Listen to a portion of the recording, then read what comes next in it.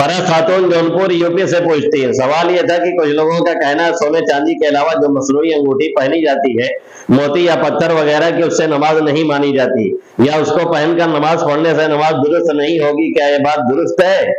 देखें, मर्दों के लिए तो सिर्फ चांदी की अंगूठी की गुंजाइश है, वो भी 4 आने के बकदर, एक अंगूठी बस 4 आने के बकदर, और औरतों के लिए सोने और चांदी दोनों की गुंजाइश है। बाकी और धात की अंगूठी के बारे में अक्सर उलमा कहते हैं कि नहीं पहन सकते हैं, और जेवरात तो पहन सकते हैं, अंगूठी के बारे में खास तौर से अक्सर उलमा पहनने का मना करते हैं। बाद उलमा के नजदीक उसकी गुंजाइश है, पहन सकती हैं, वो ज़ेब व ज़ीनत उन्हीं के लिए है।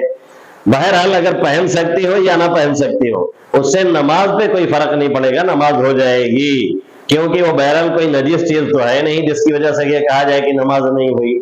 हाँ, उसका पहनना सही है या नहीं पहनना चाहिए ये अलग बात है, बाकी उससे नमाज पे कोई फर्क नहीं पड़ेगा। मोहम्मद अजमल नरिया अम्बेडकर नगर से पूछते हैं, मुफ्ती साहब मैंने अपनी बेटी का नाम आयजा रखा, फिर बदल कर आयवा कर दिया, क्या सही है? क्योंकि आयजा का माना कुछ नहीं सही था, जो कि इंटरनेट पर पहले माना कुछ ही था, इज्जत देने वाली, मर्तबा देने वाली, लेकिन बाद में पता चला इसका माना सही नहीं, तब आयजा से आयजा कर दिया है। क्या ये ठीक है? माना के साथ वजाहत फरमाए।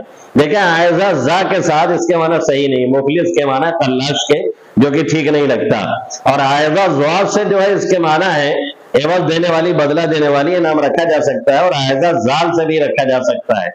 जाल से आयजा इसके माना पनाह देने वाली, पनाह लेने वाली, ये माना भी ठीक है, इस एतबार से नाम की गुंजाइश है, और जा से नाम रखना दुरुस्त नहीं लगता। मोहम्मद आबिद सुनहरा अम्बेडकर नगर से पूछते हैं, इमाम अगर नमाज फज्र और नमाज असर के फौरन बाद तस्बीहात छोड़कर किताब पढ़े और उसके बाद दुआ मांगना कैसा है, वजाहत फरमाए। देखिए, नमाज खत्म हो गई तो मामला खत्म हो जाता है, इसमें कोई दो राय नहीं है। कोई चाहे दुआ मांगे, कोई चाहे किताब पढ़े, कोई चाहे उठ करके चला जाए, कोई चाहे तस्बीह पढ़े। अब ये दुआ का एक मामूल है, क्योंकि नमाजों के बाद दुआ कबूल होती है, हदीस में है। अल्लाह के हबीब सल्लल्लाहु अलैहि वसल्लम ने यहाँ तक फरमाया कि कोई अगर इमामत करे तो उसमें दुआ को अपने लिए खास न करे, मुक्तदियों के लिए भी करे, तो वो जहरी नहीं सिर्री दुआ होती, हर कोई अपने तौर से मांगता है। अब अगर किताब पढ़ना कोई ऐसी जरूरी है और जरूरत की कोई चीज है, कोई मसला मसाइल बताना है, तब तो ठीक है, बाकी किसी को फंसाने की कोई जरूरत नहीं है।